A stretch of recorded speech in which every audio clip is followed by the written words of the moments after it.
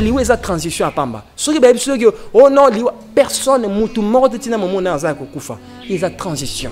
Le vrai combat spirituel c'est quand l'homme a atteint la connaissance supérieure. La connaissance libère. Le prière est libérée à mututé. Qui moi ne komi kimpi ba bengi bango maintenant des esprits errants. Ça veut dire que tout féticheur, tout magicien a la possibilité de prendre ces âmes-là, peine utiliser en sens ça intérêt. En réalité, Moutazan a 9 degrés des âmes. Voyez, la création a été créée par les 4 pommes. Voyez, on a la pomme de la foi, la pomme de la connaissance, la pomme de l'amour et la pomme de l'absolu. L'homme ne nous sauve pas quand on meurt. Ce qui sauve, c'est des actes. Pourquoi j'ai dit ça? Parce que l'homme ne peut que moissonner ce qu'on a, ce qu'il a semé. La nécromancie est allée beaucoup côté. Oyo ke cimetière, mokola le premier outito que ça la invocation des morts. Et bah que mon limoane kobimawana et zalami limoane outi na kata monde cromanium ou le monde des abatteurs. Le monde cromanium les amis limo oyo et zali monde oyo milimo nini ezakuna ezali milimo oyo mingi ya bana na bato basala ka pacte pour de biens matériels. Que so moni mutaso ba ke ngai na kina kosala invocation na kata cimetière na kebenga bakoko abenga ne bakokote. C'est des esprits là au bazana kata monde cromanium. Or qu'en réalité yo quand na bisoyo c'est des abatteurs, c'est des démons bafani na kata monde cromanium. Comme ça la pratique ya nécromancie c'est la profanation. Il faut jamais déranger des morts. Merci encore une fois de plus à tous nos téléspectateurs qui suivent cette belle émission, l'émission Les Secrets Inédits de la Spiritualité. Une émission qui nous révèle les choses, qui nous apprend à comprendre mieux ce qui est la spiritualité et très souvent dans l'ignorance où nous avons été plongés. Et c'est pourquoi nous vous disons encore une fois merci à tous ceux-là qui continuent à nous appeler et qui veulent apprendre et connaître plus. Vraiment, vraiment, la spiritualité, c'est la base, c'est le secret, c'est la vie entière. Nous avons encore, comme d'habitude, reçu notre cher invité, le fils de l'homme Congo. Il y a toujours une invitation et une émission. Bonjour, papa. Bonjour, papa journaliste. Mbote na Congo Mobimba, mbote na bana nyoso bazondi mena bolingo lokola maman, le père absolu lokola papa. Merci beaucoup. Merci. Merci Pena Nengondi Milisusu Koya Kopé Sabiso Bososoli. Moi et Belé Koleka parce que la fois dernière tu l'as qui sur la vie après la mort. Tu kenda qui vraiment na mona lobango mais batuni lisusu mituna na linga ki to meka lisusu kozonga mukie place yo lobi batu oyo ba bomaki avant mikolo na bango ekoka. Batouana bakendakate bazalaka quelque part. Et si quand on a vraiment on n'a pas compris. Ouais. Merci beaucoup. Là, ces phénomènes là, ils allaient liés na makambo itali coutume. Vous voyez, automambo itali l'authenticité. Na lobaki soki mutu akufi na mabele. Supposons que 50 ans de vie dans ma bélia. Kobo Sanate, pourquoi je dis ça? Que l'homme a toujours le choix. Dans le bien et dans le mal, on a toujours le choix. Pourquoi je dis ça, papa?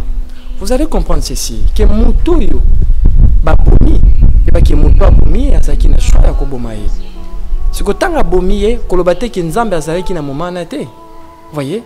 Même Sabine toujours l'absolu créateur après avoir constaté la nuance voyez, il est en train d'observer la création et d'animer la création. Mais en est là comme même des divins, même des esprits, bah si pas moi na mototé, les libres arbitres, les choix ne me définir moto. Les libres arbitres. Si comme moto on attend bah bomi. Oui. Bah brégé vie parfois on a 25 ans. 25 ans d'âge ya tikal nango. Akokatisa te aussi longtemps liwa na ezali prémédité na maboko ya bato. Soki liwa na ezaki médité donc ezaki déjà prémédité na kata case destinale na ke sengela ki na ye akufa na 30 ans c'est que etanga maki na moto wana bon moyenne na mabeleza na mokuse na 30 ans. Na tiena ka ya bato bafa ba bomara bango pa bandoki. Tolobaki l'émission sur la sorcellerie ou tolobaki. Na sur bato nyos balandaki pour apprendre kebele. Mais maintenant, milimo ya bato wana ndo omonaka okokende mingi na bamboka ba chef coutumier nyonso. Donc tout chef coutumier ayebi makambo nazoloba bapesaka balakisa bango mayele ya kosala ndako ya bakuru babenga yango lokobi to ndako ya bakuru ya bakulu amemo. Ndako ya bakulu musani ezalaka te ke bakoko bakufa kala chef coutumier akanga bango nyonso tu na ndako esika moko. Non, bachaka milimo oyo bakufi oyo ngonga na bango kokaki to babomaki bango pa bato ya mitema mabe na nini na eloko tobenga yango les choix. Ça veut dire que mutu akoki kosala mabe akoki kosala malamu. Ndenge nalobaki derrière chaque jugement derrière chaque pouvoir il y a un jugement. Milimo ya bato wana bakenda kofanda sur le plan physique bino bokomona batoni ndako ya bakoko ozomona. Or que sur le plan spirituel ezali parfois château moko. Ok, château des ana mission ni milimo nyonso ekufi moya bakoki kotika bango te baza éparpillé soki batiki bango baza éparpillé nde babenga milimo babengi bango bakimpi ozomona. Bakimpi ezali milimo babenga bango des âmes sans repos. Ça veut dire que milimo ane kufi sans repos pe oleba bomba bango na kati ya pouvoir ya famille na kati ya clan famille batika bango. Ça veut dire que ba nyonso tout bozolandanga c'est fils de l'homme qui vous parle. Ça veut dire que bino so biki na kati ya famille na bino na bakoko na bino banini wana ezalité o ndako ya bakoko ezate. Je vous conseille de faire ça. Vous ne savez pas ce qui se passe. Oui, écoutez-moi, pourquoi j'ai dit ça. Ne négligez jamais à jamais l'authenticité. Vous voyez, na deuxième case avant bolingo ceux qui ont l'équipe bolingo ezane loko mosusu landara de suite c'est quoi l'authenticité.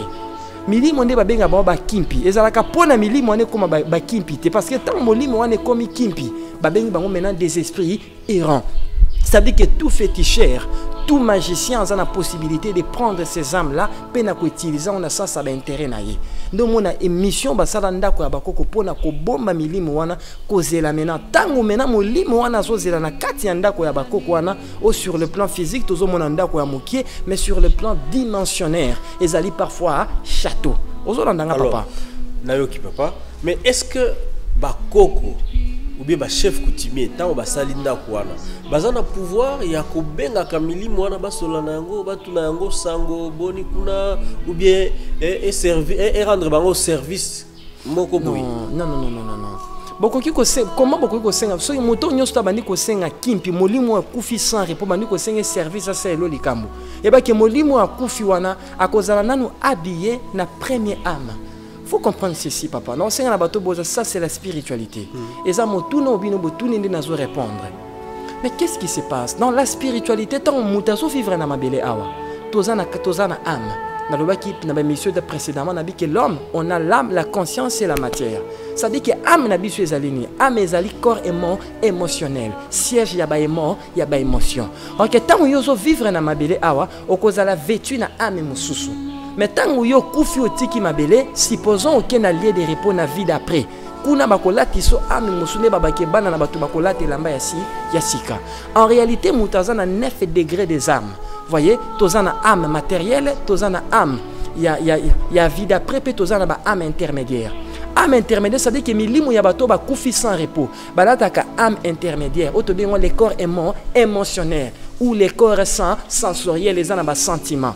Ils sont liés na ba sentiments, ils sont liés na ba émotion. Ozomona. Mais ce que molimo mutatanga kufi ba karozana ba émotion. Ce qui ba boma ki na kanda, yeba ke kuna isika ya zali arozana na kanda ne ba benga ba kimpi.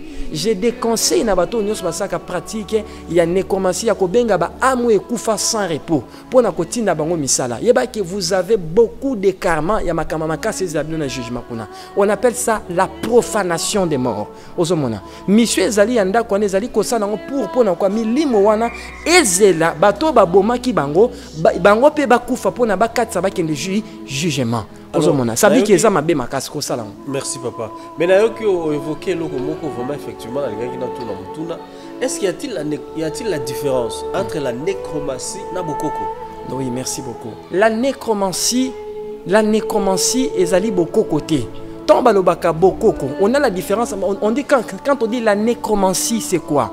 La nécromancie, c'est le pratique ezali lié na mambo etadi de l'invocation des morts ou des appellations des morts. Ni ba benga la nécromancie ezali art. Mais obato balobaka bokoko bokoko bato bazo benga bokoko lelo mutazo bakenga na sela bokoko la coutume non ça c'est coutume ezali quoi mais et donc ils ont bana bato ezali falansa le falansa français coutume ezali nini coutume ezali ba loi omani ezali ba loi ezali ba principe ezali on dirait mibeko ya mboka nyonso tu ezali mibeko ya clan nyonso tu ozolanda nga papa ezali mibeko ya famille nyonso tu ne babenga nku coutume ke na famille na biso avant to bala to sala ka biso ki mutakufi nde c'est ça coutume ozomona or que les coutumes est né de quoi de l'authenticité ezali valeur nde ezola ki saki un africain je suis un africain parce que je suis authentique ozolanda c'est comme aussi des juifs c'est comme aussi des européens ils ont leur authenticité. Mais la nécromancie, ce n'est pas l'authenticité. La nécromancie, c'est l'art d'invoquer les morts. Mais bokoko est comme lelo, ezali pratique ya nécromancie. Ezali quoi ya kobenga milimu se kufa. Or que milimu mingi ya bato babenga supposons nazo conseiller bato tout bo pratique la nécromancie boyo kangai. Parfois boye éviter. Na kati ya cimetière ozomona na kati ya cimetière il y a des mondes. Ezana monde moko ezana kati ya cimetière bengo le monde de chromanium. Or que ce monde de chromanium ezali monde oyo ezali na comment ils ont dirait na premier degré na kati ya cimetière. Tango yo ke cimetière mokola le premier août to ke ça la invocation des morts. Et ba ke mulimu wane ko bima wana ezala milimu wane uti na kata monde de chromanium ou le monde des abatteurs. Monde abatteurs eza milimu wanini. Milimu wana le monde de chromanium eza milimu oyo. Ezali monde oyo milimu nini eza kuna. Ezali milimu oyo mingi ya bana na bato basala ka pacte pour de biens matériels, pour avoir le pouvoir à mabele. Ne milimu na bon ki na monde de chromanium pona ba ki ndeko sala misala oyo bango bafuta kia. Si poso bozana ndeko na bino azwaka mbongo na nzela ya mabe. Tanga ya zimbongo na nzela tango ya kufi akokati sakuna te ozomona lokola bango bapesa ki efo bazo milimo ya batande ki na monde chromanium or que monde chromanium portail nango eza na kata cimetière ça dit que so moni mutazo ba ki ngai na ki na kosala invocation na kata cimetière na kebenga bakoko abenga ne bakoko te c'est des esprits là au baza na kata monde chromanium ba esprit na baza na kata monde chromanium c'est des démons baza na possibilité na lobi nini c'est des démons ou des entités malfaisantes baza na possibilité ya kolata image ya mutu nyonso na mabe na mabele baza humanoïde. C'est ça, humanoïde. Merci beaucoup. Oh là là. Donc, bateau va consulter nécromancien, donc bazana erreur makasi. Journée à bien ya rokende pour na yo so na ba chers parents ezali nango te ke ezaka le 1er août j'insiste parce que ça va journée conventionnée na au-delà et permettre ka transport na bango. Mais soki yo bani ko kende ngo avant que les cimetières non na ki na toma maman na biso na ke senga esesi yeba que attention il faut avoir de la connaissance pour discerner la chose de l'esprit mais tango yo ke kuna yeba que oromitu na question est-ce que muto na soli na est-ce que maman nanga pour mingi bakina na kata cimetière ba ke ça la pratique a nécromancie oyo ka esprit zoloba or qu'en réalité yo kan na biso yo c'est des abatteurs c'est des démons ba fani na kata monde chromanium ozolanda le monde satanique obino benga le monde satanique quand on dit le satan ça veut dire que l'ensemble des divins déchus ba uta likolo bayaka y compris Yahweh y compris Allah y compris baza ebele ozoka papa nde maintenant bango nyonso na to mission na mo basale ka ba même ignorance même na pratique la nécromancie OK que ça la pratique la nécromancie c'est la profanation il faut jamais déranger les morts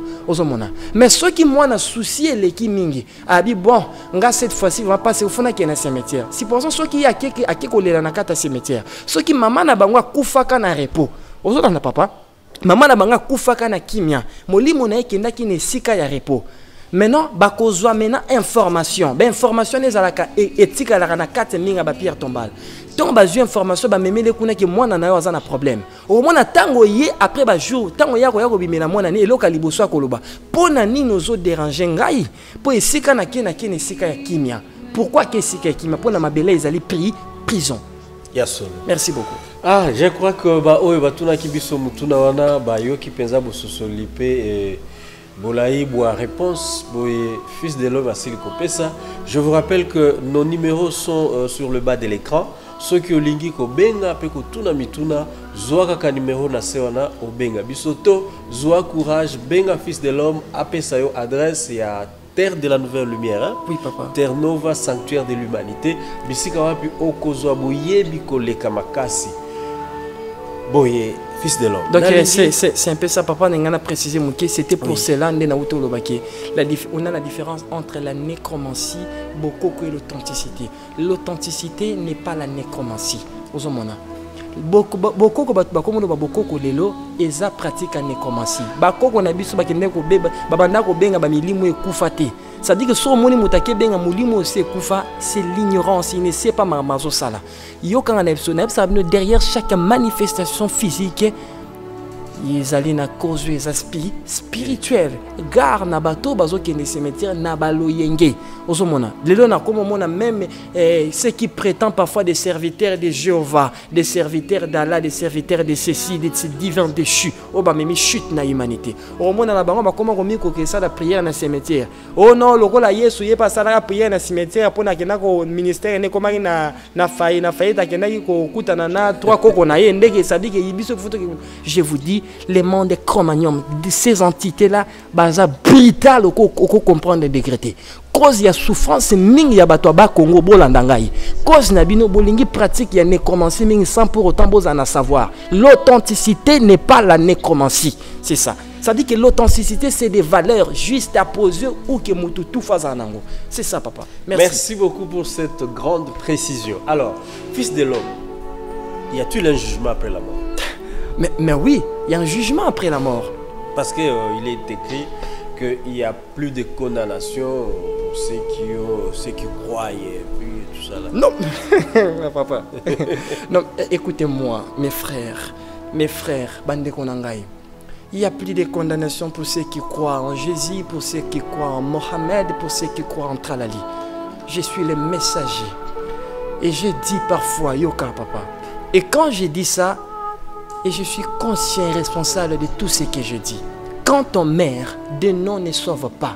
Je dis ceci. Et ça, moi, na liboso ya bolingo, boyo kangaye. Dans l'univers, la création. La création a été créée par les 4 pommes. Voyez, on a la pomme de la foi, la pomme de la connaissance, la pomme de l'amour et la pomme de l'absolu. Maintenant, vous allez comprendre ceci. Quand on dit il n'y a pas de condamnation, ceux qui sont en ceci ou en Jésus ou en ceci. Voyez, écoutez, moi, je suis le sémence. Or, loi principe à sémence, c'est pour la loi tes principes. Et l'obinini, tu ne peux que moissonner ce que toi tu as sémé. Si toi tu sèmes le mal ici, crois-tu que tellement tu crois au nom? Voyez, il y a ceux qui croient au nom, il y a ceux qui croient aux actes. Et à chaque facteur, des noms ne nous sauvent pas quand on meurt. Ce qui sauve, c'est des actes. Pourquoi je dis ça? Parce que l'homme ne peut que moissonner ce qu'il a sémé. Et c'est le principe de la causalité, papa. Et ce principe de la causalité, c'est un principe transcendantal, spirituel, immuable, ce qui ne peut être changé. Papa. Ça veut dire que non, il n'y a pas de condamnation, il y a un jugement au zéro. Parce que ma belle, ils ont vertu au baptême. Mais jugement ezali papa. Après cette vie, il y a un jugement. Tu ne peux jamais passer d'un lieu sans pour autant passer dans audit et tout jugement. Jugement ezali. Ça veut dire que milimo ya bana na bato nyo se kufi na mabele yambo yangwe kende na lieu de repos. Et si kaya babenga lieu de repos, ba pesa yo âme ya repos, balatisa yo elamba ya repos. Oyo basali yango na ba pierre précieux. Olate elamba ya repos. Et c'est na oleka na jugement. Or que tant yoko kende na jugement, de na mona émission le kana na baki c'est tant molimo ya mwana na moto kufaka. Bino boketi ka na kati ya tombe. Bokundi. Après il portail funga makeyi. Soki akufaki na mala na malamu. Soki akufaki na ba litige ya makila, moya kati eza ezate atikali awa. Ozomona milimo ya bomaka fo ba katsa na ye. Siko ba okatsa pona makesa na nini? Les jugements. Le jugement est là parce que le jugement est allé li fouti. Il y a mon salomon na motasala qui na mabé na mabele. Dans le but des noms ne sauvent pas, c'est des actes qui sauvent l'homme. Au bozo landanga. Quand c'était kuna so ki okuta Jésus so ki alisi o ba disnem na catholique afandi kuna zo zelo. Lukuta réalité nazo senga na bato boka sake so kufu no ki okuta kimbanga zo zelo. Ça c'est la folie de grandeur. Et je dis à chaque fois no ba ceci, les kimbangistes c'est ça suite à christianisme. Un jour je vais vous révéler ça. Suite à christianisme. Ça, c'est des vérités absolues. Alors, mais qu'est-ce qui se passe, Yoka Papa? Oui. Qu'est-ce qui se passe maintenant dans le jugement? Tant moi, dans la moto, astiki ma belé, yoke maintenant kuna, Et si kayo kende kuna, okekuta maintenant des ancêtres ba o ba kufa kala. Ezato ke okuta ba kokwanzete. Parce que tant muta kati si na vie akuna, soka zala ki na 50 ans, bon moyenne comme ka réduit. Ozolanda, bon moyenne nako âge comme ka réduit. Okekuta bato nyonso ba kufa kala na kati ya famille. Ba koya ba yambi yo. Balobi mwana na biso to bande kozela yo poto yeba kozoya. Tant ba yambi yo balobi bon, nde biso to yambi yo ta biso to zozelo na mboka wana. Mboka ya kembo ba benyo lele les repos. Mais yambo yo kende kuna faut qu'il y ait un jugement. Maintenant tant yo ke kuna maintenant en jugement, okekuta na cet Elohim, son nom c'est Anubis. Elohim Anubis na ba pyramide partout ba tchara ba komone partout même na ba civilisation nyon surtout. Elohim Anubis yene muta memara ba am ya bana na ba tout vers portail à jugement. Maintenant tant bino boké na jugement, il y aura maintenant des livres ko fungama. Livre ni ne ko fungama beaucoup ya munene ba benyango, beaucoup ya souvenirs. Parce que le monde là c'est le monde des souvenirs. Maintenant tant ba fungoli beaucoup ya souvenirs et ça na 4 chapitres na kati. Na 4 chapitres, les 4 chapitres, il y a makambo mwana na moto sala kana mabele a. Le chapitre de l'amour, le chapitre ya misala ya malamu, le chapitre ya misala ya mabe, le chapitre de la connaissance. Maintenant na 4 chapitres na ba ko fungola wana. Mezangambo. Mais kaseza ngambo. Donc oh yo moto tala omoni ke shege nanga lokola zweni ngamba na mi diembika. Bato nyonso ba mi diembika ba mi bomaka bango moko bazalaka condamné de vivre na mabele éternellement. Quand je dis éternel, ça veut dire quoi? Si mukolo mabele ko kufa, so be biso ko mabele ko kufa na 3000 ans lukuta. Ça dit que rozala kaka. Ozo yenga kaka, ozo yenga okomi esprit errant. Bon conseil bande ko na bino. Bo mi bomate pona mabe, il est interdit na mwana na moto komi boma. Tango mi bomi ko katisa te, ozala kaka. Ata basali litanie de ceci. Pamba. Bon so mikolo na ye andenge ko mama eto ko sala 50 ans ekoki. Non. Yo mi boma. Mais tango yo je dis, tango yo omi bomi. Il faut comprendre ceci. On a l'autosuicide. Vous voyez? L'autosuicide conscient et l'autosuicide inconscient. Laissez-moi un peu expliquer ça. On a l'autosuicide conscient et l'autosuicide inconscient. Je parle d'abord de l'autosuicide conscient, papa. L'autosuicide conscient, ils allaient nini. Ils allaient yo fandi bolobia. Nga lokola babote ninga bomengono nyosa mabe na moni soutien na revivre te. Ozi poiso balolo meli bou. Eba ke tango kufi. Molimo ne ko katisa kuna te na lieu de repos. Ozalaka na mabele oza condamné titan mabele ko subir extinction. Pesa lelote. Ozolanda. Pesa lelote. Wana benga autosuicide conscient. Mais autosuicide inconscient. Bato nyonso bakubami boma autosuicide inconscient zanini. Yo mutebi ki bazo pekiso masanga. Yo champion masanga. Or que tant muto kena masanga suka nango okufa na cirrhose des foies. Ça c'est déjà voilà les symptômes ya maladie ya autosuicide inconscient. Mutazo miboma. Supposons la méchanceté. Or que méchanceté sur le plan spirituel est à poison. Tu es en train d'empoisonner ton âme. Ça c'est l'autosuicide quoi? Inconscient. Et puis AVC au koufi. Non, rester aux yeux AVC au koufi. Ton air est caté na mutu au koufi. C'est ça AVC. Maintenant, yo mutu ba ebisi yo tika kindumba kintitan okezwa sida. Aux yeux sido koufi na yango, c'est l'autosuicide inconscient. C'est comme milimo siko, qu'est-ce qui se passe curieusement? Milimo yabana na bato ezo katisa kuna na odela. Cause nango bango baso, je vous dis sur 100% milimo yabana na bato ezo koufi ezo katisa kuna na jugement. 70% yabana na bato autosuicide. Bazo miboma bango moko. Inconscient. Inconscient. Tika kindumba, tika ceci. Tango koufi babiso nengo koufi ne lora liboso. Première condamnation na yo, tu t'es autosuicidé. Nami bomi susu ndenge ni bako la kisayo. Regardez ba messager tonde kotinda. Tika masanga. Ah ngano tika masanga te viezebe. Tika kindumbe, kindumbe za bien. Tika ceci, tika ceci. Tika cigarette. Oyo abomi mutu ba pe ba ke ba beti ya kufi. Non. Kulu na oyo abomi mutu. Si ma babeti ya kufi. Papa. Laissez-moi d'abord expliquer bana batuma important. Mutu continue ko kata machete, continue ko kata machete. Kata soko ko kata. Yeba que quand on meurt des noms ne sauve pas. La grâce n'a bien ezaka na mabela, kuna grâce existe raté. Mais je dis des vérités. Là-bas, c'est les jugements. C'est les jugements. Maintenant, l'autosuicide. Vous voyez? Et cet autosuicide inconscient, 70% milima batezo kufa na autosuicide. Tika cigarette au lingité. Ba pour moi poli. Tu t'es autosuicidé. Première condamnation. Yangwana. Je vous révèle ça. Cherchez à faire tout en modération. Exagérer ma kamote. Le vin n'est pas mauvais.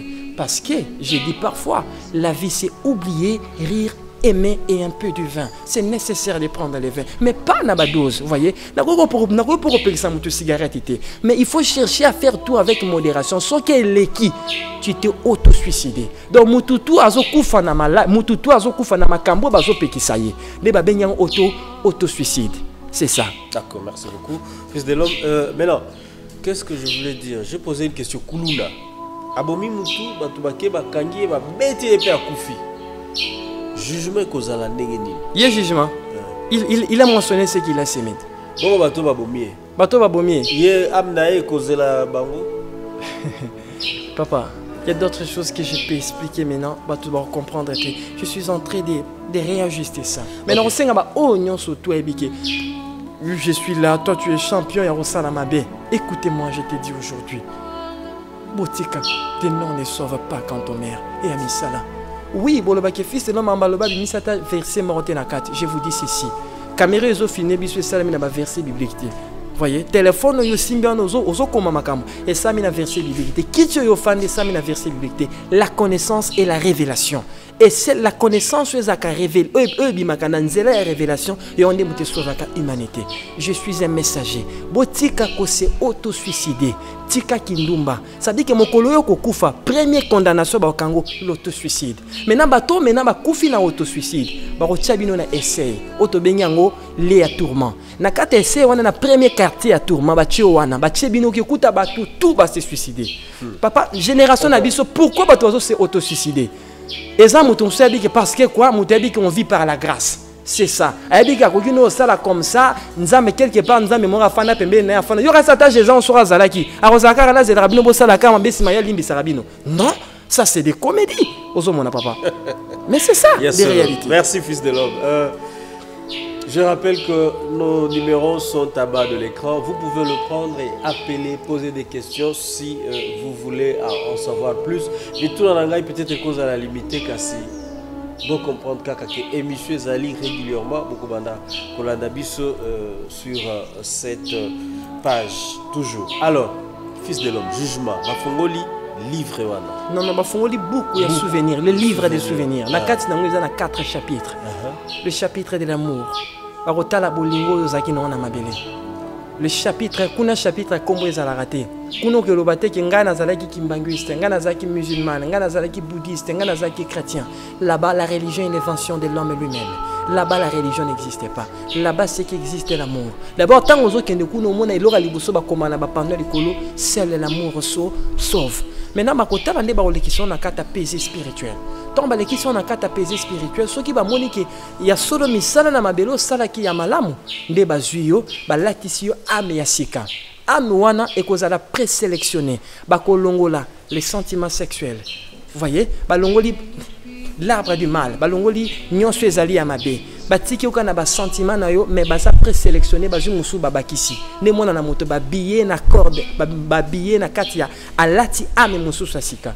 Or qu'il y a un ami qui n'a pas là, qui a lieu de repos, qui a lieu de repos, et ça paradité. Oh.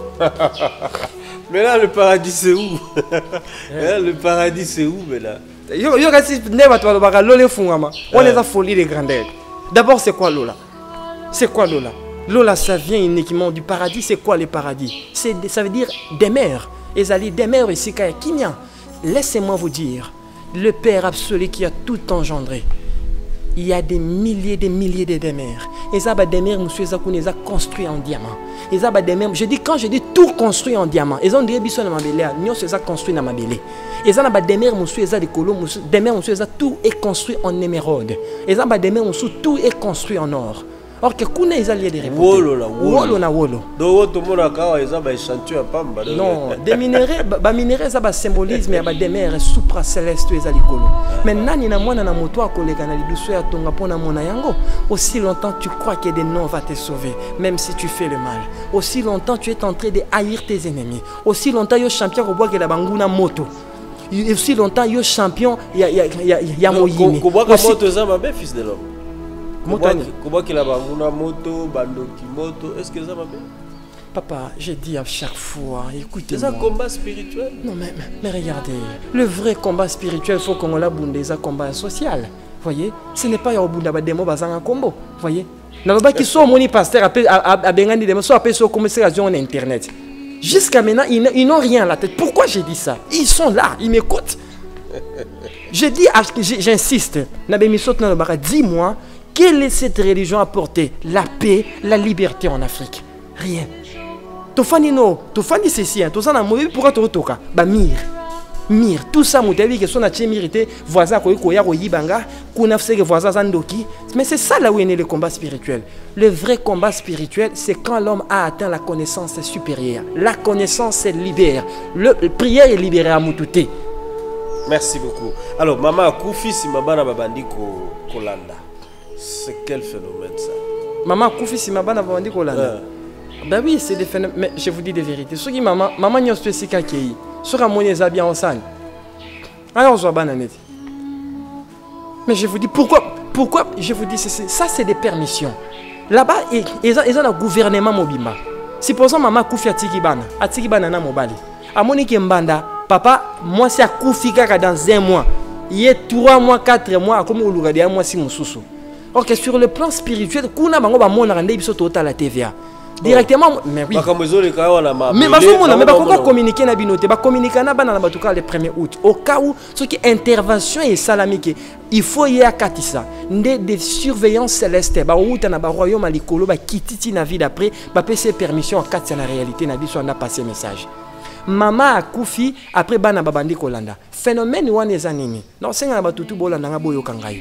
Papa Koufi si mabana bandi kolanda. Na ko expliquer na mobala Koufi si ma moi si alandi. Moi si a Koufi si ma mobala alandi.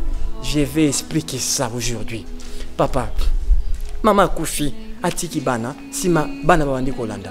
Bozolanda ngai. Et maintenant qu'est-ce qui se passe na bato tout ba olanda ngai. Il faut comprendre ceci. Milimo ya bana na bato. Nalobaki tu as toujours vêtu na ba âme. Or que âme, ce qui maman Koufa qui a ken anzela ya bien, a rozala vêtu na âme eza présélectionné na makambo ya malamu. Parce que âme na biso ezali présélectionné entre les biens et les mal est en nous. Là-bas na katalier de repos, le mal n'existe pas, il y a que le bien. Parce que ceux qui a Koufi a moni ke mobala tikali ki na mabele awa, alingi moi si mususu. Moi so ya lingi wana, abandi ko nyoko la bana. Ceux qui bana bazaki mikena no ba atteindre âge il y a 12 ans, 18 ans. Il y a maintenant qu'il y a un département. Il y a des départements. Alors qu'il y a un département, il y a mambo et l'andelaka. Makambo est allé la liaison entre biso sur la réalité et bango na réalité na biso ya mabele.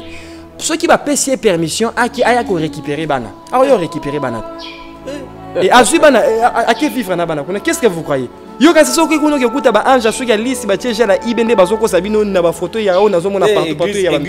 Mais je suis étonné de voir ça. Le pasteur nous dit que non.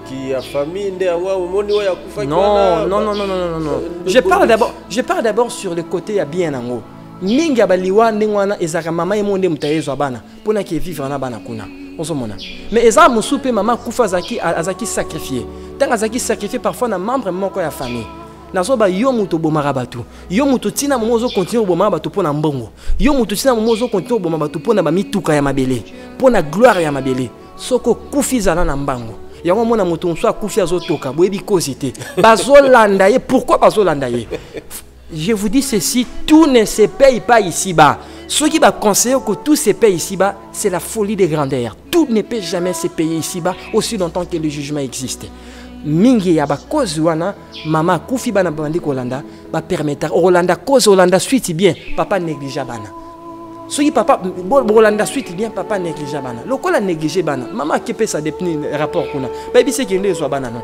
Ba koye vraiment jui bana. Mona va kufa biki na moni mama yezwanga. Paki. Pourquoi liwa on n'émerge jamais liwa eza transition à pamba. Soki baby soki oh non liwa personne mutu mort tina maman na za kufa. Ils ont transition. Merci beaucoup. Merci beaucoup. Alors, important c'est à Kosukola. Maman Koufi, il faut pas Sukola papa. Mais papa Koufi, il faut pas Sukola maman. Pour la carte lien bolingo. Pour la carte lien non. L'authenticité, si l'authenticité a prouvé que c'est vrai, alors moi aussi je dirais c'est vrai. Si l'authenticité n'a pas prouvé que c'est vrai, moi aussi je dirais que c'est faux. Ça dit que un jour j'expliquerai ça sur le plan spirituel, son importance. Voilà, merci beaucoup à tous nos téléspectateurs qui ont suivi cette émission Fils de l'homme. Est-ce qu'il y a un dernier mot pour clôturer? Dernier mot, merci Mingi na bato nyos ba permettre émission le secret inédit les kanaba chaîne Nabino Africa United. Na osenga na bato tout ba sentir Fils de l'homme a offensé ba ngoboli mbisanga. Na ende pona changer bino façon ya komona makambo. C'est ça ma mission. Et je dirais en sorte quoi respecter les morts. On ne meurt jamais. Il faut apprendre à respecter Baroba Koufa. Ah, pardon, papa. Bandako et Tonga Makana na cimetière aussi. C'est mauvais. Ndenge to mona neti na kisuka kuna batu bakumo Tonga bandako likolo ya ba tombe. Kasi ba kufa. Tango bango ba kufa. Ba ki mona mambeza kuna. Jugement matata. Yo mutu ebi ko somba parcelle na kata cimetière. Papa, ba place eze bélé na Congo ko somba te car na cimetière. Bo continuer. Surtout quand ça, ah non, on a déjà chrétien, déjà, donc peu importe, on a tonga. Folie de grandeur. On appelle ça fantasmagorie absolue. Ça veut dire que ceux qui m'outabandi koten, ceux qui m'outabandi kokoma ignorance c'est qui magas moutaten de bengango l'omni inconscience absolue. Ça veut dire que m'outabandi ko créer makambouye moko na kata buzo banaye moko. On appelle ça la profanation. Tu veux ça veut dire la profanation? Ça veut dire que tu as profané na ba loi de l'au-delà. Aussi longtemps biso tout autant bratoza ba mort vivant. Na rosenga na bato tout bolandanga respecter les morts. Les morts ne sont pas morts. Ceux qui maman na kufa passer ayebi biso ki lokolo bandi ko lota maman na yo c'est que les esprits de mort à kosi yo. Ils ont un message ming, ba miracle ming, o ba wei bazo sala. Ba miracle ming o muta kufa muta zangi na kata koma la muki, mama yebi singa na zonga pota enkoki na noté. Ba yebi singa na zonga pota enkoki na noté. Na moni papa, pourquoi? Cela prouve que des morts ne sont pas morts. Liwe zali transition. Oh non, ceci. Na kosenga na ba nyos ba na émission o limbisa Fils de l'homme. O a senti que na tout qui limbisanga. Nabimisi litanga na 4 océans sur la connaissance de la vie d'après. Un jour, je parlerai aussi sur le paradis. Que le paradis n'est pas le lieu de repos. On a expliqué ba demeure supra-céleste na ba kombo nango. Je suis un messager Africa United. Oh, nyon soit approfondir connaissance. Je suis là. Boyananda koya bolingo. Ici, l'amour règne.